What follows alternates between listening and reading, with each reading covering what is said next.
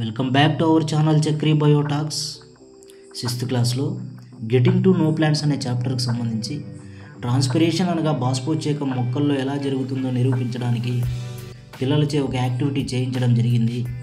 ఈ యాక్టివిటీలో భాగంగా బాగా నీరు పోసి పుంచిన ఒక ఆరోగ్యవంతమైన మొక్కను ఎన్నుకోవడం జరిగింది. మనం ఏ మొక్కనైతే సెలెక్ట్ చేసుకున్నామో ఆ మొక్కకి ఒక పాలిథిన్ కవర్ కప్పి దారం సహాయంతో గట్టిగా బిగించడం జరిగింది. అలా పాలిథిన్ కవర్ కప్పి బిగించిన మొక్కను ఒక రోజు తర్వాత మనం పరిశీలిస్తే ఆ యొక్క పాలిథిన్ కవర్ లోపల చిన్న చిన్న నీటి బిందువులు మనం గమనించవచ్చు. పాలిథిన్ కవర్ లోపల ఈ నీటి బిందువులు ఎక్కడి నుంచి వచ్చాయో మీకు తెలుసా? పాలిథిన్ కవర్ లోపల ఉన్న నీటి బిందువులను మొక్కలు ట్రాన్స్పిరేషన్ అనగా బాష్పోత్సేకం ద్వారా విడుదల చేయడం జరిగింది. ట్రాన్స్పిరేషన్ అంటే water comes out of the leaf in the form of water vapour through the stomata is called transpiration.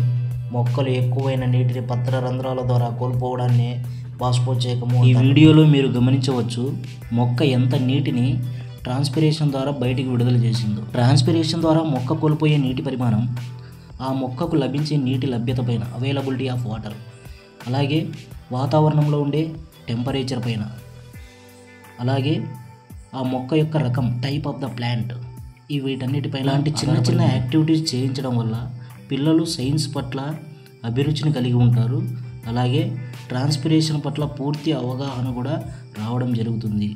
Thank you for watching Chakri బయోటాక్స్.